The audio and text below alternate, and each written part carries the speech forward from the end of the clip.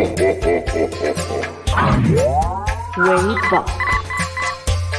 Boba Fett, General Otto, Tia and Gia, Aura Singh, Quagga, Tonto Screech, Huggles, Witty. Que bueno mi personas. Welcome to an all-new CUjO Fett. Let's see if we get Boba in the frame. This is a semi-weekly conversation with friends, foes, just simple folks making their way through the world. Obviously culture friendly. CUjO Fett is for everyone, of course.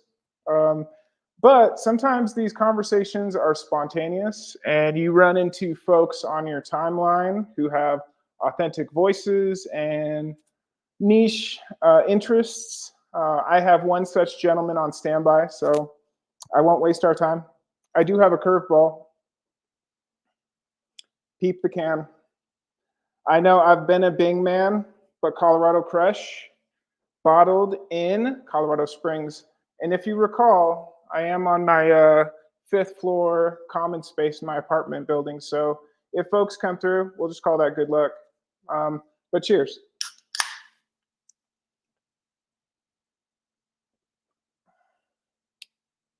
Okay, cheers, Colorado Springs. Like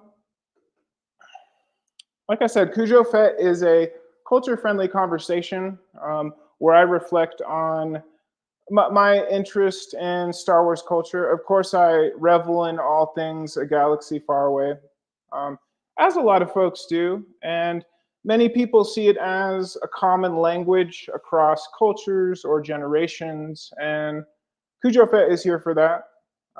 So however many folks join us along the way, always start CUjO Fett on episode 1.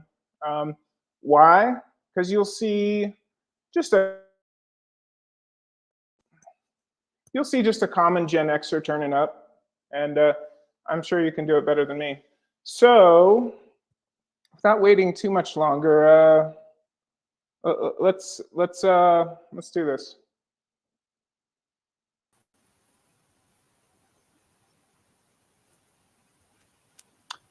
I'd like to welcome to the proceedings on X. You know him as Stoned Star Wars. It'd be nice. Greetings, my good man. Yeah, hey, how you doing? Thank you for inviting me.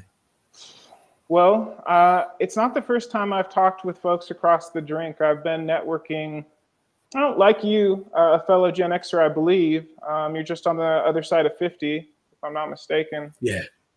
Grew up with tech, grew up with connection. It's not uncommon to reach out to folks, but it's always a pleasure. And especially somebody who has a journey with cannabis as well. So, yeah. Well, go ahead. Let's start there. As of course, we're both Star Wars fans, but cannabis puts a lens on everything. Let's keep it tight for our Fett fans, of course. But when did cannabis find you? And yeah, let's go there. It's difficult to keep it tight, so I'll try and keep it really tight. But it found me when I was like 15. And you got me. It found me when I was about 15, and I felt guilty because of a, let's say, Christian upbringing. I had a lot of guilt, and I felt guilty about the weed. And it's only really in the last 10 years that I've fully embraced that it is medicine that I need to get through life. Before, I didn't really think of it as medicine, but the US's approach to it has kind of helped with that. Even like there's a reality show like Growing Belushi where he talks about it as medicine. So that's helped me. But yeah, basically all my life. But now I don't feel bad about it. No, it is a beautiful thing to let go of guilt. And I did come up in religion myself, so I actually didn't find it till I was mid-30s. And I've kind of seen it as sustainable. And like you said, I don't even want to call it medicine, but balance. And for certain personality types, it keeps the room, or it keeps folks in the world at just the right distance, so you can interact with them. I'm not sure what that trait is, but I'm sure that most people that enjoy what's a strain, or do you get specific, or do you garden, or how's that go? No, we. I guess it's illegal over here, so not that anyone's going to see this. But basically, I have a friend who provides a menu, and he has different prices, and I kind of buy whatever he has. But I'm very lucky to be in a position that he has quite good stuff. And in fact, today I just bought something called, I'm not going to remember. What's it called? Something cookies. Oh no, galactic cookies. All right, all right. That's. Well, So I'm lucky to have a good contact, and God, if only I lived in Colorado. hey, cheers to that, gentleman, and of course he should be enjoying CUjO Fett as well. But no, I think that there's different strains you can appreciate, and that's one thing I've liked about commercial cannabis.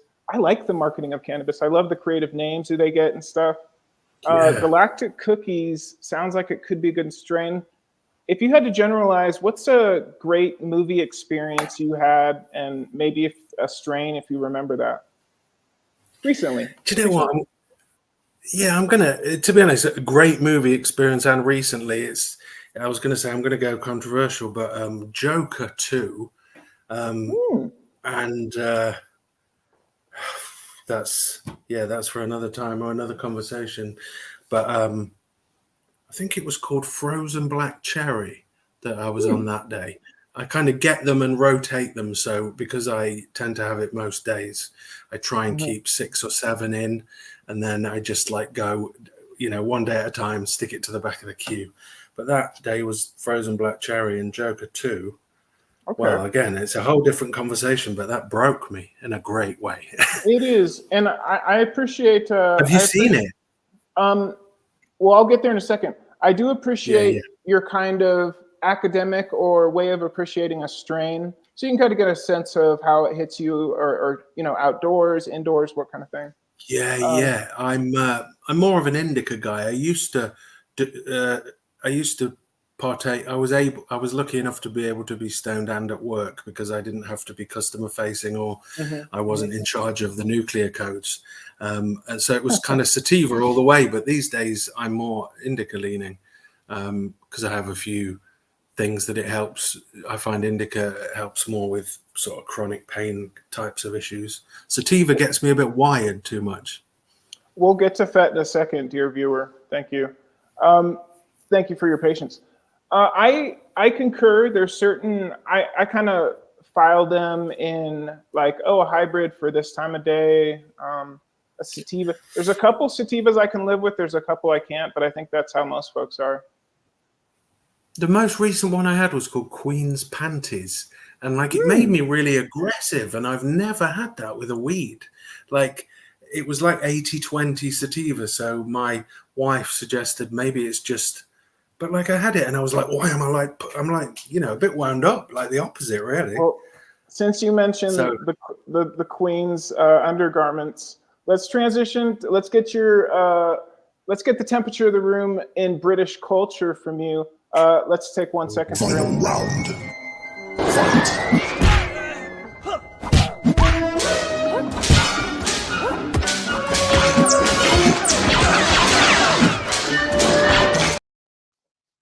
Any appreciator of CUjO content knows I enjoy British culture. I think the British are probably the funniest people on earth because of the sarcasm. Let me give you just a little pop culture quiz.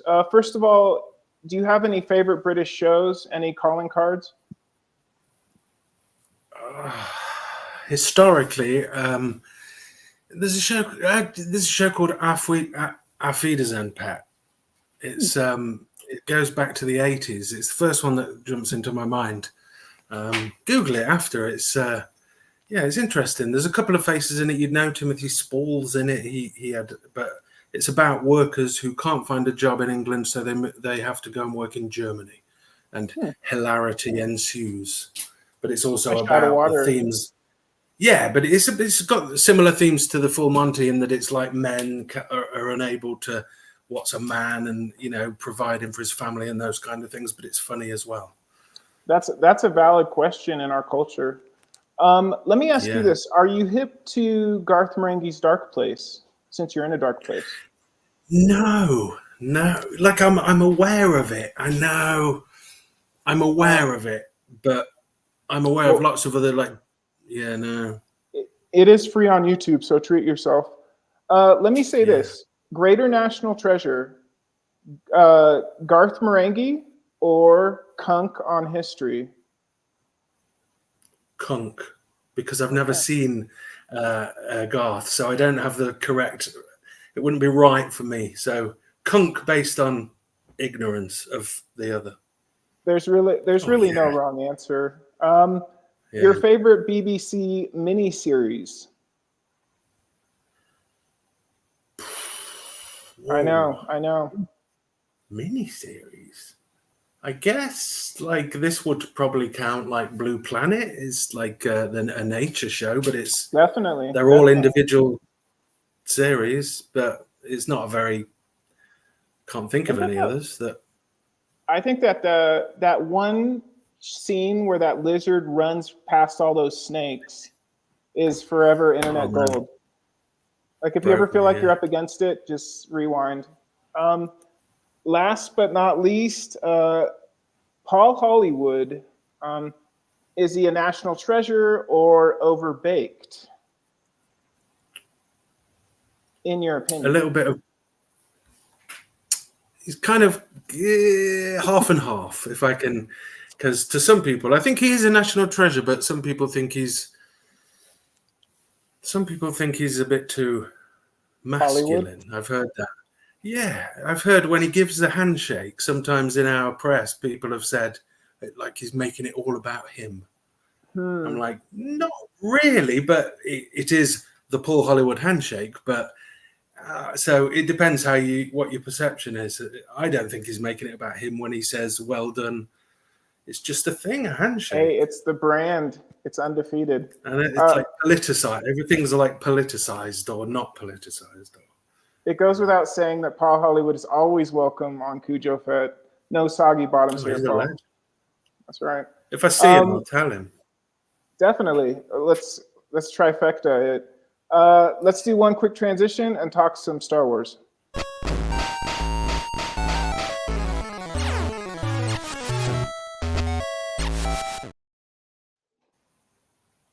I've been using video game transitions to varied degrees of success. But I know that you're a creator as well, and I don't want people to sleep on that. You saw his X account, but you do turn up. So I'm curious, is it Star Wars that compels you to send a signal out through YouTube or Twitter, or is it just the fact that you want to be heard? Star Wars, really. Star Wars has become like the prism. I don't know if that's the right word. The way that I can channel all of my life experience and confusing. Star Wars is a good conduit. That's the word. A good conduit.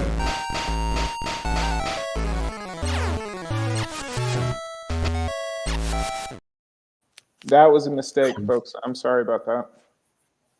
No, I'm sorry for rambling, but Star Wars is a good conduit for me to both escape and think about the deeper meaning of life at the same time. That's a good Well, thing.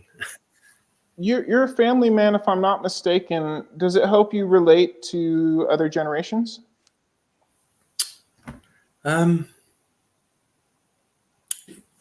Yeah, I don't.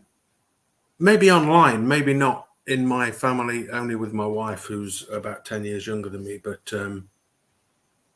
yeah, I mean, it's multi-generational. You know, I've had conversations with people. I just don't see a lot of people these days, but that's a medical thing. But yeah, absolutely. It's just the perception is everyone has a different perception. I try and see the good in all of it. And some people seem to exist to only see the bad in it. Well, So there's a clash there sometimes online, as we all know. I can say it this from this side of the drink that division usually has to be taught.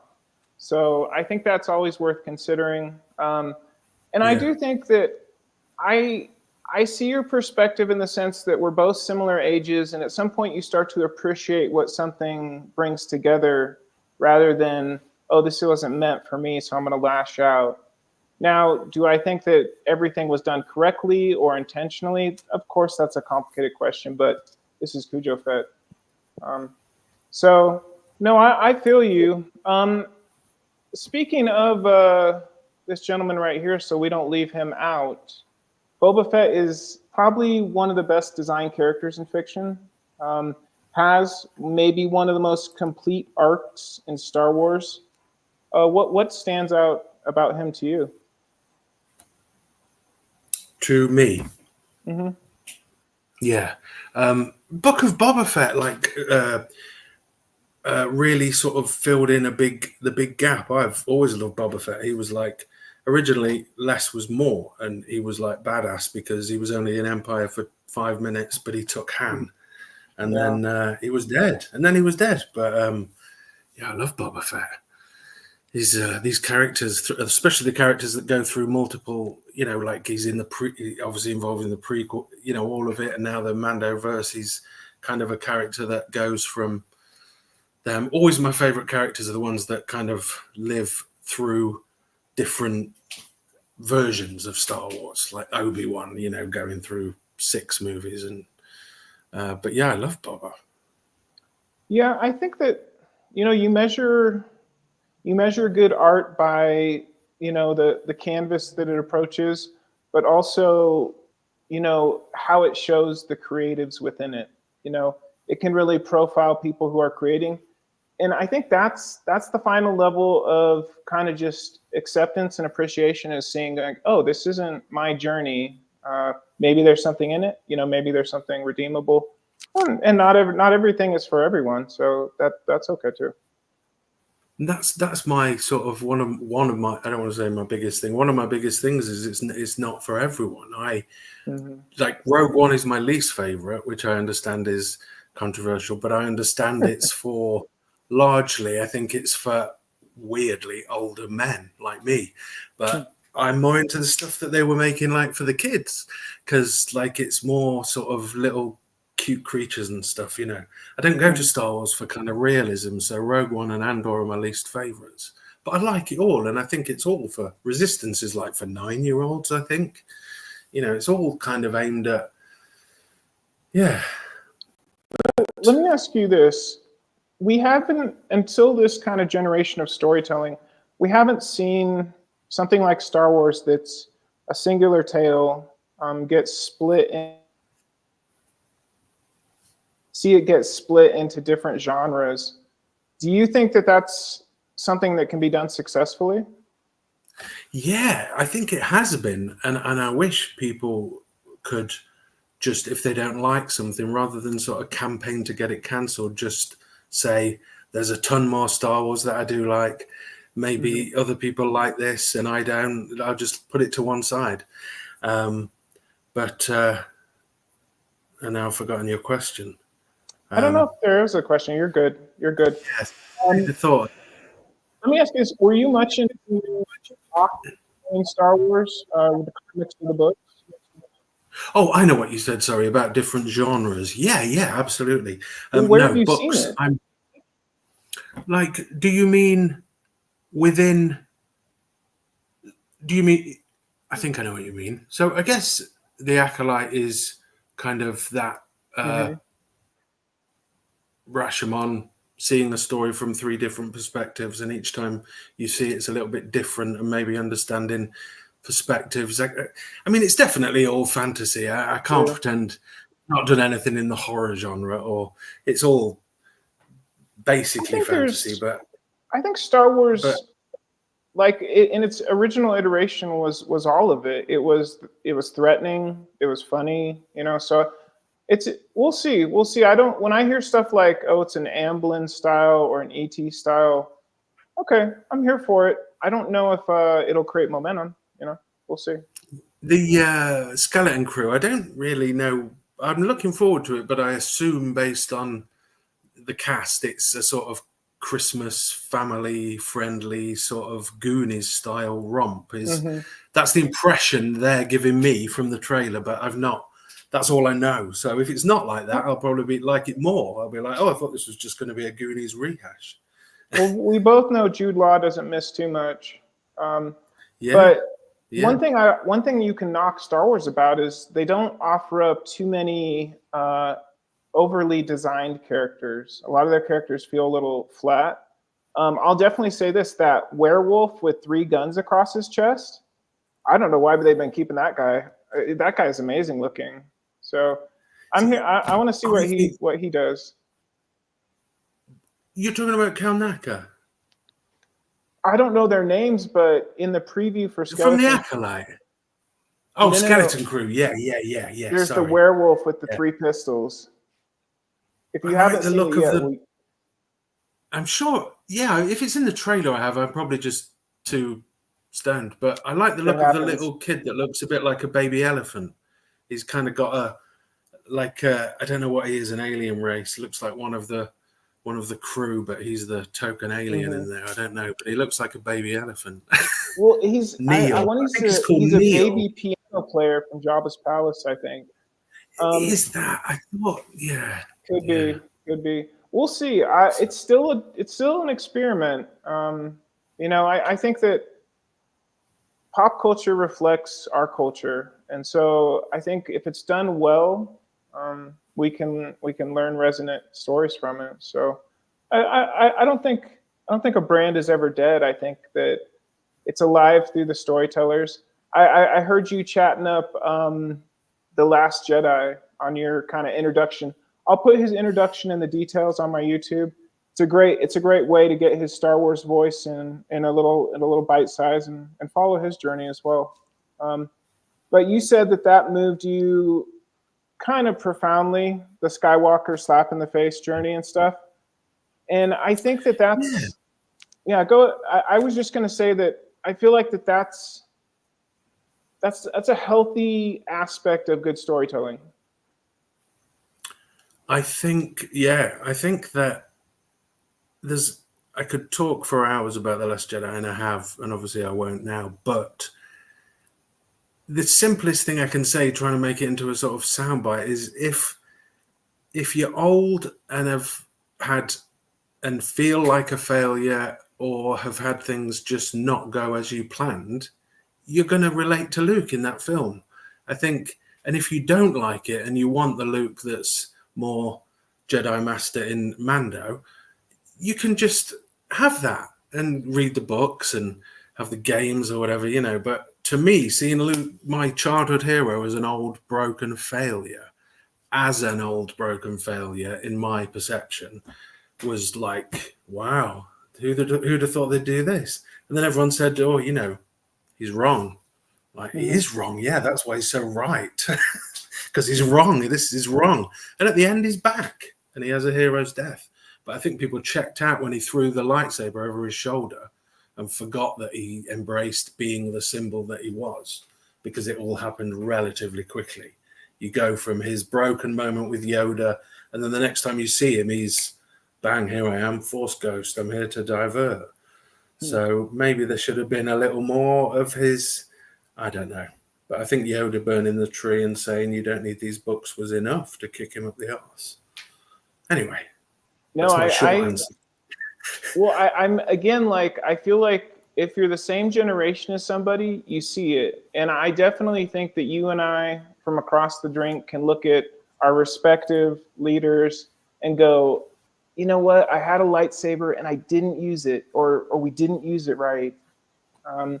So it's hard to look at that, it's hard to look at, it's hard to have the courage to put your voice out into the world, but you and I both do it in our age. So it's an interesting journey. And honestly, there's no format for CUjO Fett. It's a promo, it's a thought provoker, but ultimately, people that appreciate cannabis also appreciate Star Wars. So that's always a good thing. That's where I got the names, you know, got the Stone Star Wars, because I thought that's me in a nutshell. All I want to talk about is Star Wars, and usually when I'm doing it, I'm stoned. Well, I think, like I said, I definitely think that cannabis is a journey. Sometimes it's in focus. Sometimes you're like, hold on, you know, you don't have time for it. But no, I'm here for that. And honestly, I don't want to keep you up. It's in the middle of the night on your end, and you got family and all that. So, you know, considering that, thank you very much for Thank being you, legit, man. Yeah, being authentic, and yeah, I think that whether we tune in hundreds or thousands, that's what you're here for, or that's kind of what I would want to project, is just that not everybody's angry at the world. We're still learning lessons from culture, and then I'll keep turning up as long as folks want to talk. So it's good, man. Yeah, thank you, Stone your Star voice. Wars. Thank you for your positive, reasonable voice, which is rare, or it seems rare. So, But you know, it's getting rarer by the minute. I think you know. But no, that's why I started. Yeah, the podcast thing. I it's want to put positivity out, even if it's just a small stone in an ocean of negativity. You know. well, it's all of it's healthy as long as folks don't turn into clowns. But of course, everybody has so far. So far. Yeah. But anyway, it's a pleasure Yeah. talking with you, Stone Star Wars. And honestly, enjoy one and take a nice walk in the park, and definitely consider Boba Fett along the way. But thank you, my man. And sit tight in the lobby, and we'll chat in 1 second. Cool. Cool. All right.